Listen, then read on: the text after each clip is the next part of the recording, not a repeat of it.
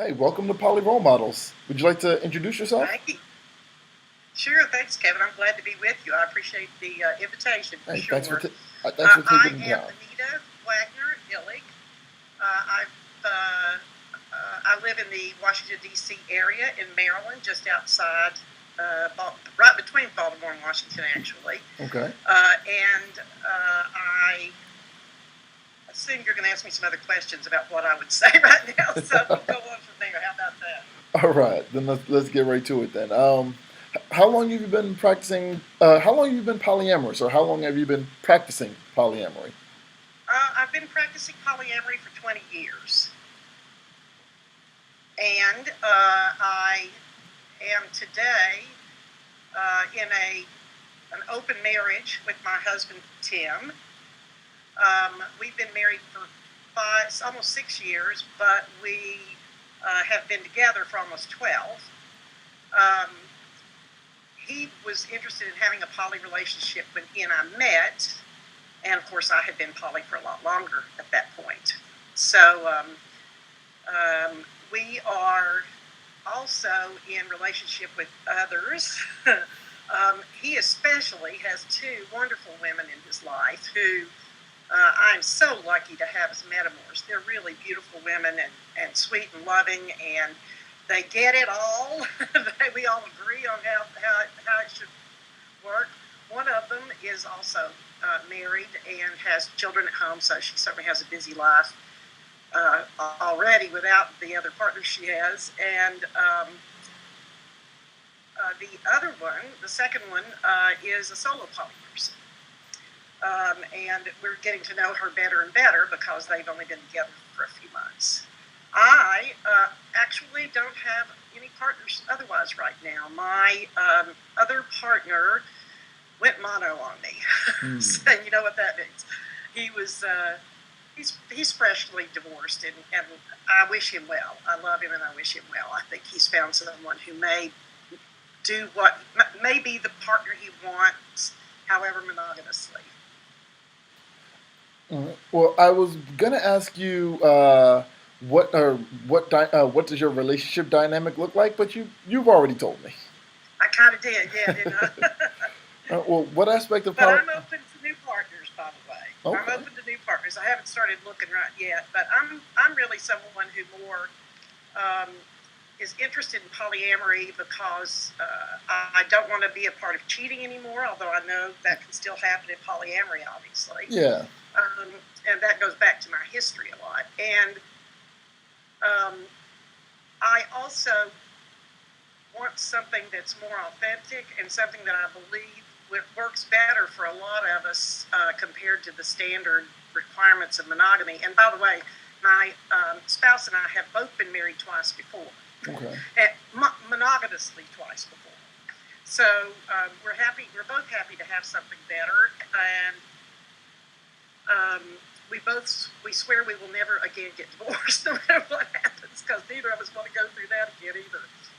Although relationships do morph and change, and things may change in terms of exactly how we express our relationship with each other, but we seem to be good at navigating changes and well with each other, and putting our relationship in perspective and living up to our agreements with each other about that relationship, while we live up to agreements with others as well. Good deal. Oh, what aspect of polyamory do you excel at? Oh, I'm good at a lot of it because I've fought the wars and made the mistakes that a lot of us make in this life. But I excel at communication. I'm good at that. I excel at being a metamour, I believe. I think my metamours would agree with that. All right. I excel at owning my own stuff, at being self-aware. I'm committed to that. I've been committed to that for more than 20 years, a long time. Yeah. And I have learned a lot of that by my poly experiences, through those experiences. Okay. What aspects of polyamory do you struggle with?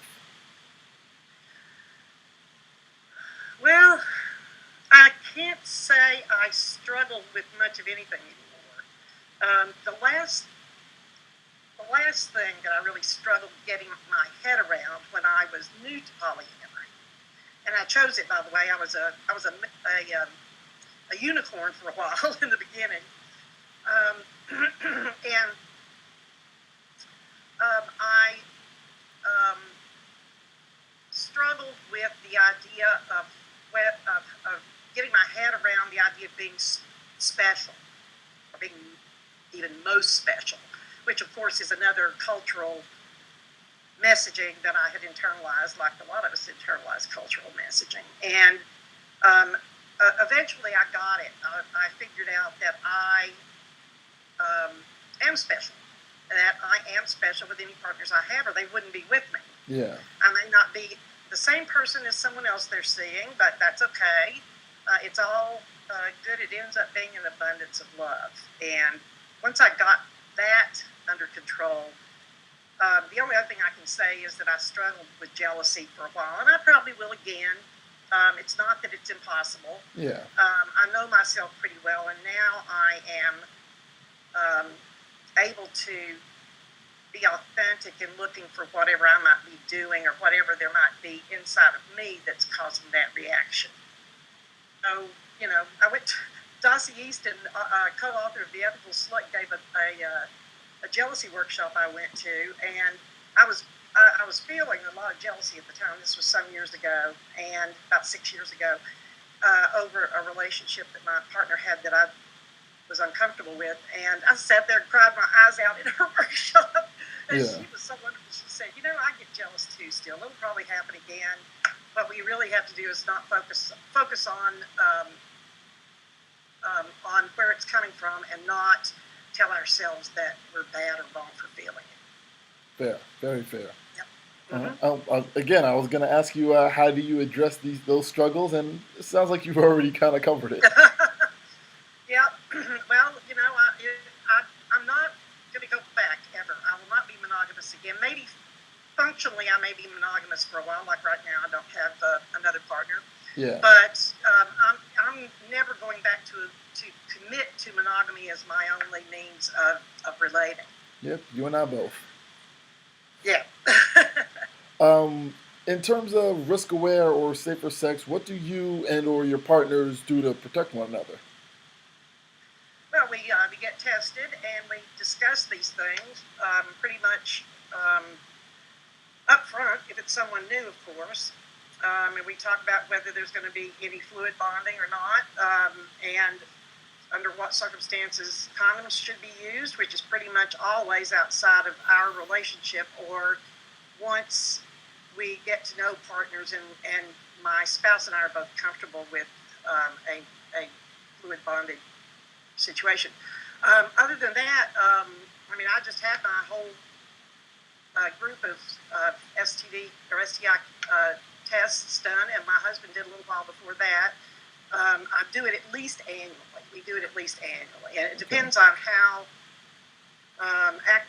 sexually active we may have been with people that are new to our world, or how sexually active people who are our partners have been, and what kind of protection they can offer us to be sure that we're okay. And so far, that's worked really well.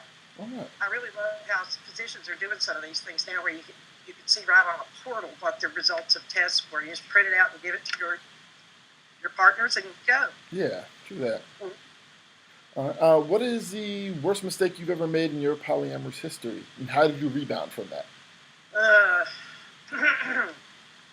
Well, the first poly relationship I ever had was with a couple, and they had some kids, and it was a lot. And I have one daughter, and she was grown then, or at least in college, and I would go see them on weekends. They were about a 3-hour drive from where I live, so I would spend weekends with them, and we did great.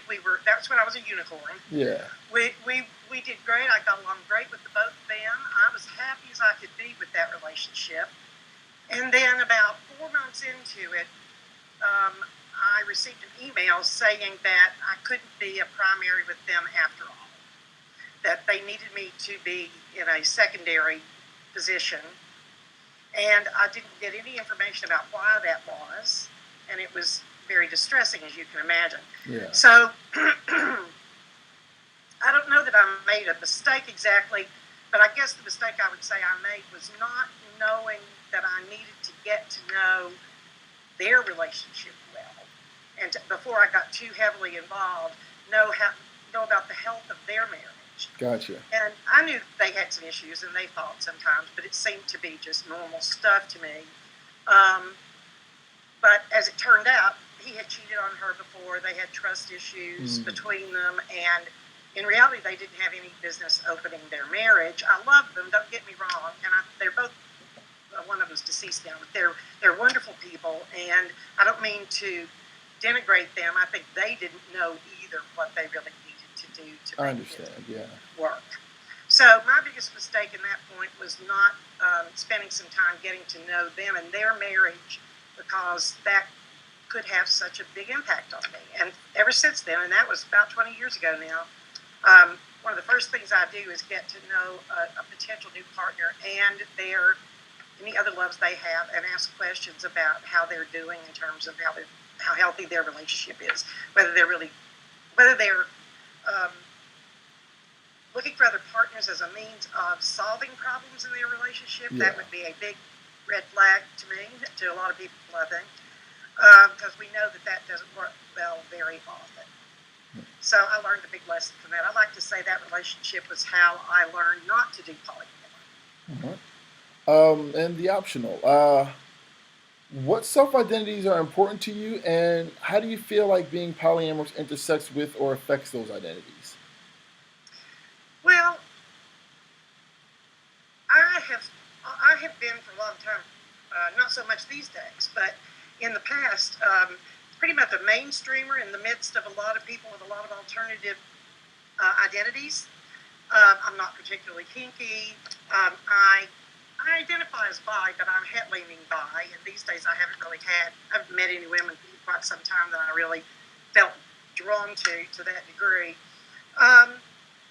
So oddly enough, for a long time, being a mainstreamer in the poly world, I felt a bit alone in that role, because the poly world at that time was much smaller than it is today, and it was made up mostly of people who were either pagan or bi, or people who are in the Society for Creative Acronism, that is, people who are reenactors. Okay. People along those lines. And I ended up making lots of friends that way, and I'm really comfortable at kink events now, and I give workshops at kink events, probably more than anywhere else these days, because there are so many people who are working on being poly in the kink world. So my identity pretty much has stayed polyamorous, pure and simple. Other than, although I don't know, a lot of people would say there's no such thing as pure and simple poly, but certainly that's the way I've always looked at myself. And but I will say that there have been plenty of questions about identity and polyamory, in terms of identity, or it's a function, something that you do. Yeah. And I absolutely am identified as polyamorous. I wish I'd known about it much sooner than I did. I didn't really get into it. I didn't know I could do this until I was a little past 40 years old. So for that reason, it has been, I would love to have had all that extra time to enjoy my poly life, let's put it that way, but I still got plenty of time left. Got you. All right. Well, do you have any groups, projects, websites, blogs, etc., that you're involved with that you'd like to promote? Well, sure. In the Washington, D.C. area, we have OPEN, which is an acronym for Our Polyamorous. Sorry, I just lost my train of thought. Our Polyamorous Enrichment Network is what that acronym is for. It's a meetup group. We have about 2,000 members now in that meetup group. Nice. And it's going pretty strong. We've got people who do a lot of work to set up those events and conduct them. I have a website, practicalpolyamory.com. Yes. I am a poly educator and a longtime poly activist as well. I got started as a presenter putting programs together because way back when I kept seeing people fall off the same cliff that I fell off and making the same mistakes. And I just thought it was, and once I would figure it out, once I learned the lesson of it and learned what I should have done, then I would start, then I felt like locally, I started it locally for a group we used to have here called Chesapeake Polyamory Network, Yeah. which I was a co-founder of. Um, Giving workshops on various basic issues that came up, and it just kind of went from there to where now I give workshops, as I said, at a lot of kink events and at other events, other polycons and so forth. I will say that it's not anything I make money off of right now. So anybody who wants to go there, feel free to go there. I have a lot of information there, Yeah. including the handouts from almost every one of my workshops. And they are, as I like to say, meaty handouts. They have pretty much all the information in them that I speak about anyway in that workshop. So they're downloadable. You'll find them under downloadable documents, and you'll come to a list of them, and they're all PDFs. And all people need to do is download them and read them. And I hope that it helps and enlightens. And I think I've got everything. I've got Jealousy, by the way, is my flagship workshop. It's the one I get asked for the most Yeah. for understandable reasons, and people seem to find that it resonates a lot. And then I've got one on compersion, which I am good at. I didn't use the word, but yes, I'm good at compersion. Better than all the rest. Wow. It's great. Sorry. And then some on avoiding other pitfalls besides jealousy. My newest workshop is something I'm developing now on relationship anarchy, solo poly, and couple privilege. Yeah. I recently facilitated a discussion on that went really well, and there are a lot of people interested in those topics, and it's fresh. So I'm looking forward to developing that some more and being able to share what I learned with others. Awesome. Awesome. I Yeah. really appreciate you taking the time. I really appreciate this conversation we've had. Thank you so much for contributing to Poly Role Models. Oh, you're absolutely welcome. Thanks for asking me. It's an honor.